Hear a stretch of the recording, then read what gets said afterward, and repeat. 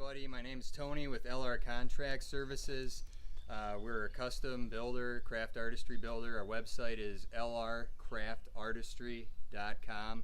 You can see all our work there, get our contact information, give me a call, and talk projects, talk creating.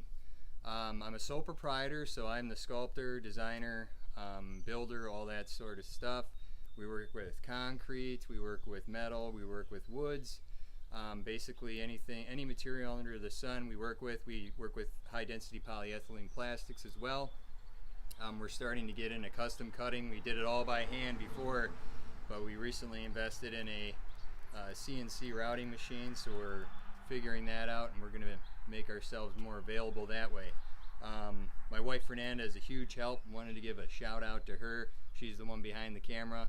If it weren't for her, I'd have a lot harder time doing all this stuff, so thank you very much to her.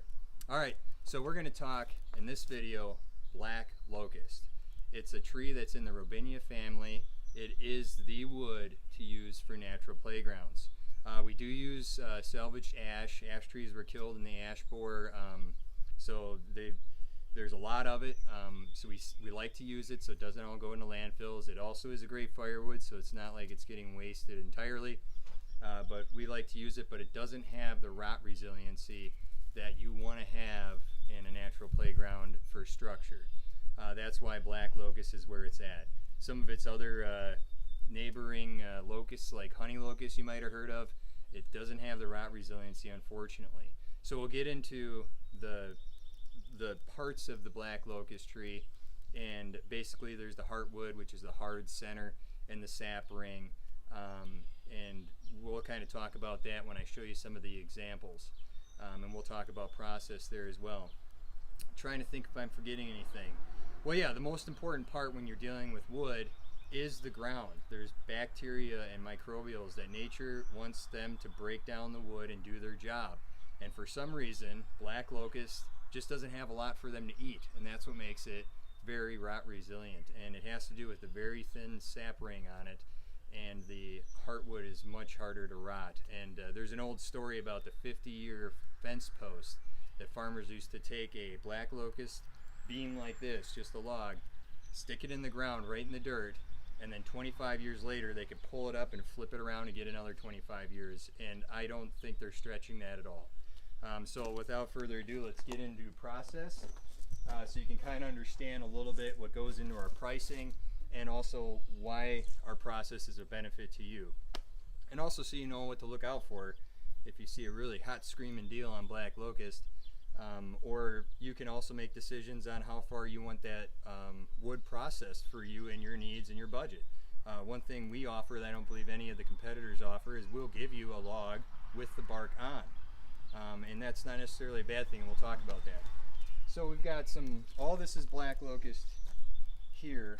And what I wanted to start with is at this point, because there's a clip in here that talks about after I get it out of the woods and bring it here in with the bark on, and that'll be in here somewhere. So after I'm done in the woods, falling the trees, cutting them to size, loading them up and bringing them back to the yard here, this is the first step once they get back to the yard.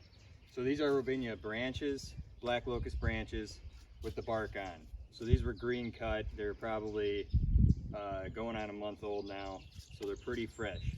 Now, I price my material per diameter and rough diameter because nothing is uniform when it comes out of the woods. But this would be the 4 to 6 inch black locust branching material. We can also get it up to this size. These are your larger, more rare sizes because these are very old trees. So these are obviously priced more. They like to split, branch off in different truncations, so it is really hard to get a really long section in a 24-inch diameter. So your more common diameters are your 8 to 10, 11-ish range. So you're gonna see that when you're ordering material and we're talking about orders.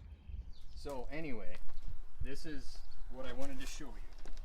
So this is an aged log that didn't have the sapwood removed.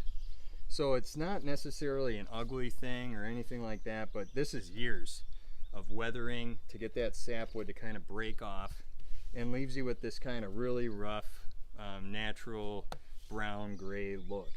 So I don't know, most playgrounds probably don't want to wait around for 5 years to get this.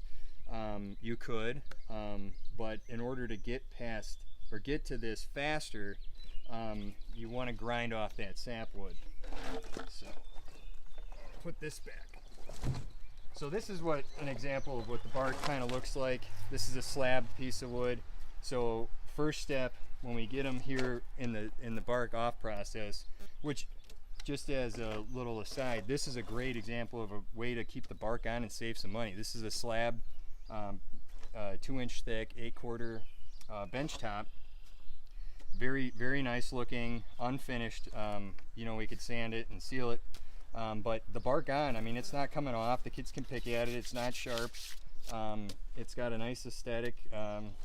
You know, so you could, without having this debark, there's no problem with it. And over the years, it'll come off, and then have volunteers or someone come in and sand it down and seal it for you. So in this situation, I think it's not a bad option to leave the bark on. But the first step would be removing that bark. And the way we do that is with a draw knife.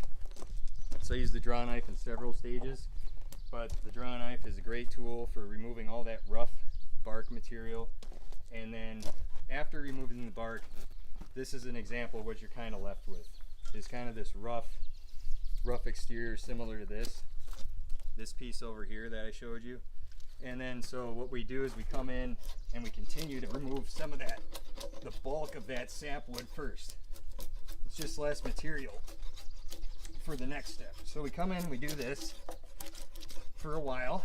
You know, if you got 10 logs, you can see how this could be a lot of time, a little sweat equity. And you could certainly do this with volunteers yourself. That's why I provide the option to leave the bark on. You know, some people's budgets can't allow for all this, so that's fine. We'll give you the option. And I'm showing you how to do it. So we shave off most of that material, and then what I do is I come in with a grinder here, and then I'll grind all, I'm not going to turn it on for the noise, but then we grind all that off. We get all that sapwood off and then leave you with this. So it's nice and smooth. This is ready to be sealed. If it was more green, this has been dried for a long time. If this was more of a green log, probably let it weather for a year. You might even like how it looks after 1 year. It'll be a nice light silver uniform look. But if you don't, you can always just lightly sand it and seal it. It's a great volunteer job, or you can have LR come back or another service provider come back and do it for you. Nothing different than a deck. So then we grind that off, and then, man, that's ready for construction. But the reason we have to do all this is, like I said, you can wait years and years and years to get it kind of smooth, but it'll still never look as uniform as it ground, for one. But then secondly, you're going to have years of this.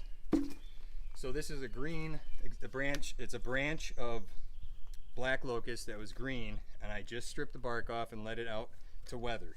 And what happens is you get this mold or this bacteria that grows on it, and it starts decomposing that sapwood, and it looks pretty ugly. I'm not gonna lie. Usually I'm pretty tolerant, but I don't think you want this on your playground.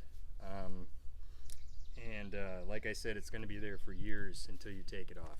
So that's what you're going to have to deal with for several years if you don't get a properly processed log, whether we do it or you do it. So that's just something for you to know. It's no problem either. I mean, this is just nature doing its job. It's gonna all those microorganisms are gonna eat that sapwood just like they would eat any other species of wood. But they'll stop at that heartwood line, which is very, very thin. You can kind of see here demonstrated in this crosscut how thin the sap line is compared to, say, another wood where it could be substantially wider before you get to the heartwood. So I think I gave you a pretty good rundown on our process. Tried to make it quick so you didn't have to wait all day. I don't think I missed anything. Like I said, wanted to show you how the sausage was made so you can kind of see what you want for your budget, what your needs are. If you want to leave the bark on, it's an option. It's not going to be a bad option. I don't want you to feel bad if you leave the bark on. I mean, you can always pay later incrementally to get that processed. You know, someone can come in after a couple of years and grind it down and get you this finish and then seal it up. So you don't have to, if you're under constraints, go right to this step right away. I will say it's easier and it looks nicer right away, but that's not always the option for everybody, and there's no problem with that. So that's kind of it in a nutshell. Hope that was informational. You get to know a little bit more about LR's process here. We've worked with Black Locust for 6, 8, 10 years, I think. 10 years actually is the first time I got introduced to it. Made all the mistakes, learned all this the hard way, and that's why we know this is the way to do it. And because of market fluctuations, we decided to do all this in-house. So LR is going out in the woods, sourcing Black Locust, chopping it down, bringing it back to the yard, and making it available to our clients for a really fair, affordable price so they can make awesome playgrounds for kids, because after all, that's who's going to benefit from it. So like I said, hope you found that informational. Let me know, give me a call if you have any more questions. Otherwise, see you later.